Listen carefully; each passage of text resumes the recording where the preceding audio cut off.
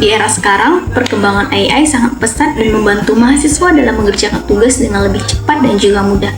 Namun, di sisi lain, kemudahan ini juga membawa risiko, seperti meningkatnya plagiarisme dan menurunnya kejujuran akademik.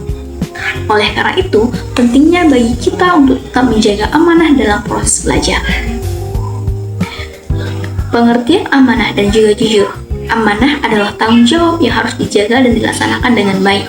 Sebagai mahasiswa, kita harus mengerjakan amanah itu dengan baik dan juga jujur. Sedangkan jujur berarti berkata dan bertindak sesuai dengan kebenaran. Dalam dunia akademik, amanah dan juga jujur berarti tidak menipu, tidak mencontek, dan tidak melakukan kecurangan dalam tugas.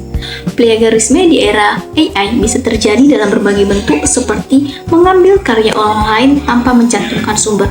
Selain itu, menyalin dari hasil AI tanpa memahami isi yang termasuk bentuk plagiarisme.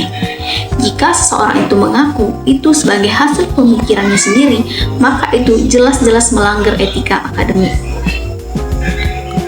Apakah AI itu termasuk kemudahan dan juga tantangan? Jadi, AI memang termasuk memberikan kemudahan karena cepat, praktis, dan juga efisien. Namun, tantangannya adalah munculnya ketergantungan kita sebagai mahasiswa, menurunnya kejujuran, dan semakin kuburnya batas antara bantuan dan juga plagiarisme. Disinilah pentingnya kesadaran diri dalam menggunakan teknologi. Selanjutnya kita membahas soal-soal. Soal pertama, menggunakan AI untuk membantu menulis tugas tidak selalu termasuk plagiarisme. Hal ini diperbolehkan jika digunakan sebagai referensi atau untuk mencari ide. Namun, menjadi tidak boleh jika kita hanya menyalin tanpa memahami dan mengakuinya sebagai karya sendiri. Soal kedua, prinsip wara dalam Islam berarti berhati-hati terhadap hal yang meragukan. Dalam konteks akademik, ini berarti kita harus menghindari segala bentuk kecurangan, bahkan yang terlihat kecil. Kita juga tidak boleh mengambil jalan instan yang meragukan, meskipun dalam kondisi kompetisi yang ketat. Soal ketiga, ketika seorang menghadapi tekanan sosial seperti kasus Nadia, maka sumber kekuatan utama adalah iman dan juga takwa kepada Allah Subhanahu wa Ta'ala.